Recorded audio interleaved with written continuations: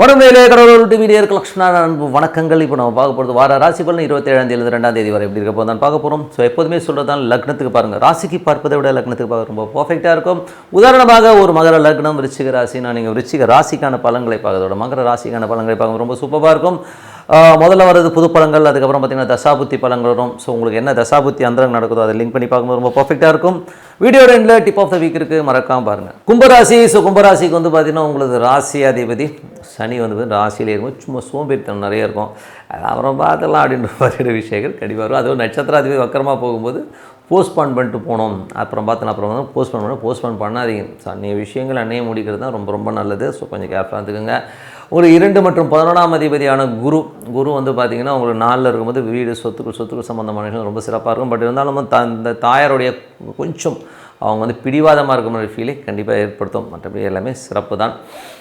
அதுக்கப்புறம் பார்க்கும்போது 3 மற்றும் உங்களுக்கு வந்து 10ஆம் அதிபதியான செவ்வாய் வந்து 5ல் இருக்கும்போது நிறைய இந்த ஆன்மீகம் சம்மந்தமான விஷயங்கள் எங்கன்னா டூர் போகலாமா வெளியூர் போகலாமாங்கிற எண்ணங்களை ஏற்படுத்துறதுக்கான வாய்ப்புகள் நிறைய இருக்கும். ஸோ ஏன்னா இன்றைக்குமே அந்த 3, 9 இதெல்லாம் வந்து 5ல் இருக்கும்போது ஸோ ஆன்மீக சுற்றுலா வெளியூர் பிரயாணம் மேற்கொள்வதற்கான வாய்ப்பு ரொம்ப சிறப்பாக இருக்குது. மற்றபடி வந்து பார்த்திங்கன்னா உங்களுக்கு 4 மற்றும் 9ஆம் அதிபதியான சுக்கிரன் 2ல் உச்சமாகும்போது வெளிநாட்டில் இருக்கணும் ஒரு பெரிய லாபங்கள், தந்தை சார்ந்த விஷயங்களில் பெரிய லாபங்கள் வருது. தாயார் மற்றும் லேண்டு சம்மந்தமான விஷயம், வண்டி வாகனம் சம்மந்தமான விஷயங்கள் பெரிய லாபங்கள் வருவதற்கான வாய்ப்புலாம் ரொம்ப நல்லாயிருக்கு. ஏன்னா வந்து சுக்கிரன் அங்கே உச்சமாகும்போது இந்த மாதிரி விஷயங்களை கண்டிப்பாக கொடுத்துரும்.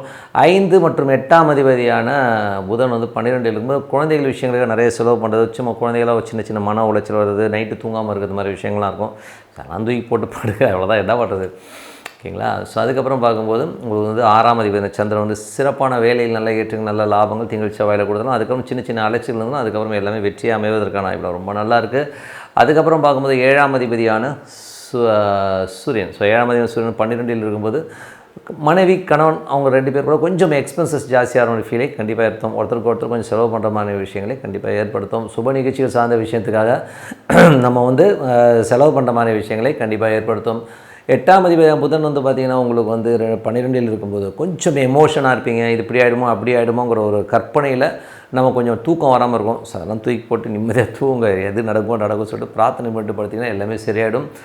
மற்றபடி 10ஆம் அதிபதி செவ்வாய் வந்து பார்த்திங்கன்னா உங்களுக்கு 5ல் இருக்கும்போது கொஞ்சம் தொழில் ரீதியான விஷயங்கள் கவனம் தேவை. ஏன்னா 5க்கு 10ங்கிறது 8ஆம் இடமாக வரும்போது கொஞ்சம் தேவையில்லாத ஒரு ஸ்ட்ரெஸ்ஸோ தொழில் ரீதியான விஷயம் அதிகமாக கடன் வாங்கி மாட்டிக்கிறதுக்கான வாய்ப்பு இருக்குன்னா கொஞ்சம் கவனமாக இருக்கிறது ரொம்ப ரொம்ப அவசியம். அதுக்கப்புறம் பார்க்கும்போது உங்களுக்கு 11ஆம் அதிபதி. ஸோ 11ஆம் அதிபதியான குரு வந்து பார்த்தீங்கன்னா 4ல் இருக்கும்போது சொத்து சுகங்களால் நல்ல லாபங்கள் வருவதற்கான வாய்ப்பு ரொம்ப நல்லா இருக்குது. ஏன்னா குரு வக்கரமாக இருக்கும், கொஞ்சம் ஸ்லோவாக போகிற மாதிரி ஃபீலை கண்டிப்பாக ஏற்படுத்தும். இதுவரை பார்த்து வந்து பொது பலன்கள். இப்போ பார்க்கும்போது தசாபுத்தி பலன்கள் எப்படி இருக்குன்னு பார்ப்போம். கும்ப லக்னமாக இருந்து சூரிய தசாபுத்தி அந்த நன்மை சூரியன் வந்து பார்த்தா 7ஆம் அதிபதி உங்களுக்கு 12ல் இருக்கும்போது சுப நிகழ்ச்சி சார்ந்த விஷயங்களுக்காக செலவு பண்ணுற மாதிரி விஷயங்கள் இருக்கும். கணவன் மனைவி வேலை நிமித்தமாக கொஞ்சம் வெளியில் அங்கங்கே இவங்க ஒரு ஊர் அவங்க ஒரு ஊர்னு சொல்கிற மாதிரி அந்த மாதிரி கொஞ்சம் பிரயாணங்கள் மேற்கொள்கிறதுக்கான வாய்ப்பு நிறைய இருக்குது. அதுக்கப்புறம் கும்ப லக்னமாக இருந்து சந்திர தசாபதி சந்திரன் 6ஆம் அதிபதி வந்து நல்ல லாபங்களை திங்கள் செவ்வாயில் பெரிய லாபங்களை கொடுக்கறதுக்கான வாய்ப்பு இருக்குது. அதுக்கப்புறம் புதன் வியாழன் கொஞ்சம் செலவு இருந்தும் அதுக்கப்புறம் எல்லாமே ப்ளஸ்ஸாக போகிறதுக்கான வாய்ப்பு ரொம்ப நல்லாயிருக்கு. கும்ப லக்னமாக இருந்து செவ்வாய் தசாபதி செவ்வாய் வந்து 5ல் இருக்காருங்க. 10ஆம் அதிபதி 5ல் இருக்கும்போது தொழில் ரீதியான விஷயங்கள் ரொம்ப கவனம் தேவை. அது ஒரு சின்ன ஸ்ட்ரெஸ் வர்றதுக்கான வாய்ப்பில் ரொம்ப கவனம் வந்து பசங்களும் வந்து பார்த்தா குழந்தைகளும் கொஞ்சம் நம்மளை எழுத்து வாயடிக்கிற மாதிரி விஷயங்கள் கொஞ்சம் நம்மகிட்டே எமோஷனாக பேசுகிற மாதிரி விஷயங்கள் இருக்கும். கொஞ்சம் கேர்ஃபுல்லாக இருக்குது ரொம்ப ரொம்ப நல்லது. கும்ப லக்னமாக ராகு தசாபுத்தி எந்திரங்கள் ராகு வந்து பார்த்திங்கன்னா உங்களுக்கு 2ல் இருக்காருங்க. ஸோ 2ல் இருந்து அவர் வந்து குருவுடைய சனியுடைய சாரத்தில் இருக்கும்போது நிறைய விஷயங்கள் குடும்பத்துக்காக பெருசாக பண்ணுங்கிற எண்ணங்களை எல்லாம் நிறைய ஏற்படுத்தும். அதுக்கான விஷயங்கள் அதுக்கான முயற்சிகளும் சிறப்பாக இருக்குங்க. கும்ப லக்னமாக இருந்து குரு தசாபுத்தி இருந்தாலும் குரு வந்து பார்த்திங்கன்னா உங்களுக்கு 4ல் இருக்கும்போது 11ஆம் தேதி 4ல் இருக்கும்போது நல்ல வெற்றிகள் புதிய வண்டி வாகனம் சொத்து சுகங்கள் அமைவதற்கான வாய்ப்பு ரொம்ப நல்லாயிருக்கு. வக்கரமாக இருக்கும்போது கொஞ்சம் ஃபீல் வந்து நடக்கிற விஷயம் கொஞ்சம் ஸ்லோவாக போகிற மாதிரி ஃபீலை கண்டிப்பாக ஏற்படுத்தும். அப்புறம் பார்த்தா கும்ப லக்னமாக இருந்து சனி தசாபதி சனி வந்து பார்த்திங்கன்னா உங்களுக்கு 12ஆம் தேதி ராசியிலும் நிறைய செலவில் ஏற்படுறதுக்கான வாய்ப்புகளை நிறைய ஏற்படுத்தும்.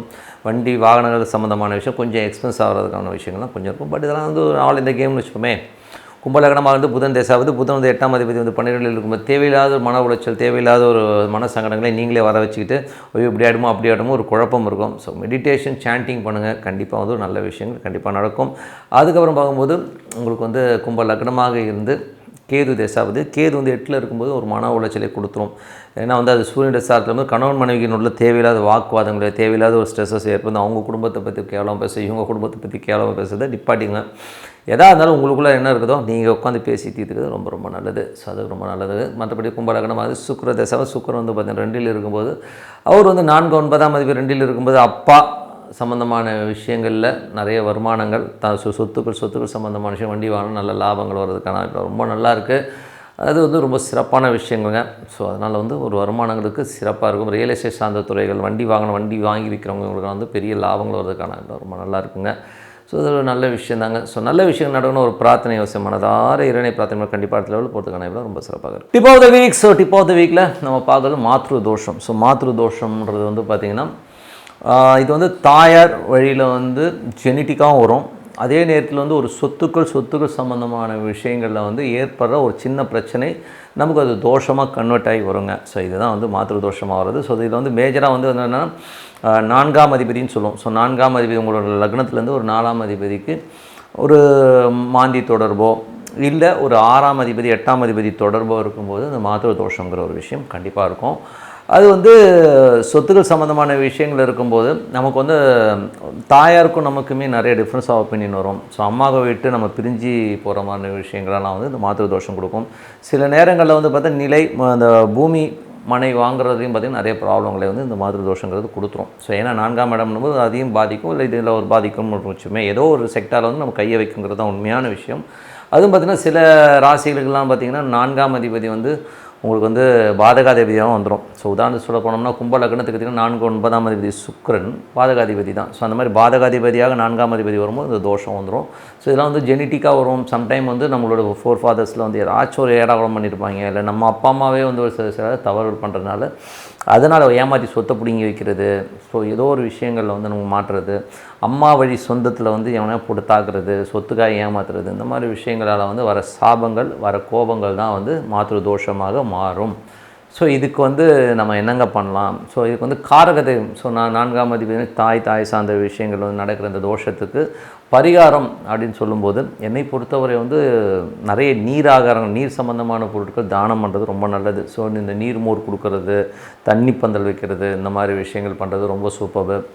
அப்படி இல்லைனா கூட அன்னதானம். ஸோ அன்னதானம் நிறைய பண்ணும்போது நமக்கு வந்து இந்த தோஷங்களுடைய அளவு வந்து கண்டிப்பாக கம்மியாகுங்க. ஸோ நம்ம வந்து அன்னதானம் அதிகமாக இது வந்து நிறைய கோயில்களில் பண்ணுறாங்க. நிறைய விஷயங்கள் அனாத ஆசிரமங்கள் இதெல்லாம் வந்து அக்கார்டிங் டு நம்மளுடைய பிரச்சனைக்கு தகுந்த மாதிரி நம்ம இந்த மாதிரி தானங்கள் பண்ணும்போது இந்த தோஷங்கள் வந்து படிப்படியாக கம்மியாகுங்க. ஸோ எல்லாமே எந்த தோஷமும் வந்து ஜஸ்ட் லைக் தட் ஒரு இங்கிலீஷ் மெடிசன் போட்டால் எப்படி ஜுரம் கம்மியாகுமோ உடனே ஆகாது. இது வந்து நீங்கள் கொடுத்துக்கிட்டே வர ஒரு நட்சத்திரமோ ஒரு கரணமோ அந்த ஒரு திதியோ சம்மந்தப்படும் போது இந்த தோஷங்கள் கண்டிப்பாக விலகும். ஸோ அதுவரை வந்து நம்ம வந்து இந்த தோஷங்களை வந்து என்ன பண்ணோன்னா இருக்குன்னா நீங்கள் இந்த பரிகாரங்களை வந்து கண்டினியூவாக பண்ணிட்டு வாங்க. So one point of view வந்து பண்ண நமக்கு அது டிஃப்ரென்ஸ் தெரியும். ஒரு 10% 15% அப்படியே கம்மியாகிட்டே வரும். நெக்ஸ்ட்டு ஜென்ரேஷன் வந்து அது இல்லாமல் போகும். ஸோ அதுக்கான ஒரு ஸ்டெப்பு நீங்கள் கண்டிப்பாக எடுக்கணும். ஸோ இதை வந்து நமக்கு வந்து நிறைய உண்மையான இன்சிடென்ட்ஸ்லாம் நிறைய இருக்குது. இன்னும் வரும் வீடியோஸில் வந்து உங்களுக்கு வந்து உதாரணமும் கண்டிப்பாக வந்து இது பண்ணிவிட்டு வாங்க. அன்னதானம் பண்ணிங்கன்னா அந்த மாத்ரு தோஷங்கிற ஒரு விஷயம் கண்டிப்பாக நம்ம விட்டு விலகும். அது மட்டும் இல்லாமல் ஈஸ்வரனுடைய மனைவி, ஸோ பார்வதியினுடைய சொர்ணாம்பிகை பாலாம்பிகை இருக்கும் இல்லையா? ஸோ அந்த மாதிரி மனைவி இருக்கிற அந்த சொர்ணாம்பிகை பாலாம்பிகை வழிபாடு பண்ணுறதும் ரொம்ப ரொம்ப அவசியம். ஸோ இந்த மாதிரி இந்த 2 விஷயங்களை பண்ணி வரும்போது கண்டிப்பாக இந்த மாத்ரு தோஷங்கிறது வந்து கண்டிப்பாக விலகும். பண்ணி பாருங்கள். பண்ணி பார்த்தீங்கன்னா நல்ல டிஃப்ரென்ஸ் தெரியும் சொல்லிட்டு உங்களிடம் விடைபெறுவது உங்கள் லக்ஷ்மி நாராயணன். வணக்கம். கடவுள் அருள் டிவியை பார்த்தமைக்க நன்றிகள். மேலும் இது போன்ற தகவல்களை தெரிந்து கொள்ள கடவுள் அருள் டிவியை சப்ஸ்கிரைப் செய்யுங்கள். மறக்காமல் பெல் ஐக்கானை கிளிக் செய்யுங்கள்.